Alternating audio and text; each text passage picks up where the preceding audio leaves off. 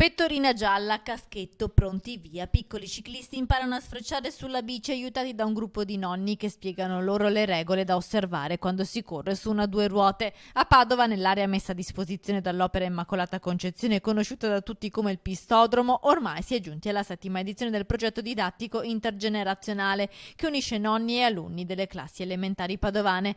Per quest'anno scolastico saranno quasi 3.000 i piccoli partecipanti. Lezioni di sicurezza stradale, buone pratiche da osservare, così i nonni accompagnano e divertendosi i bimbi ai primi approcci con la bicicletta. Fare i nonni per i bambini è una cosa meravigliosa, guidarli nelle piste che abbiamo qui a Luigi è un sogno anche per i nonni. I bambini sono educati e ci danno anche tante soddisfazioni perché ringraziano tanto, specialmente quelli che non sanno andare, e quando si rendono conto di aver appreso qualcosa di diverso sono molto soddisfatti. La funzione di questo progetto che Padova porta avanti dal 2012 è duplice. Da un lato ci sono i piccoli ciclisti che apprendono le regole della buona circolazione, dall'altro i nonni si sentono importanti e sono attivi. Stanno all'aria aperta anche quando fa freddo e quindi si sentono come una volta, no? Ringiovaniscono, stanno con i bambini, hanno una grande soddisfazione. Regole che poi saranno utili anche da grandi. La distrazione infatti è una delle cause maggiori di incidenti, ricorda il comandante della Polizia Locale di Padova. Sicuramente c'è ancora bisogno di acquisire consapevolezza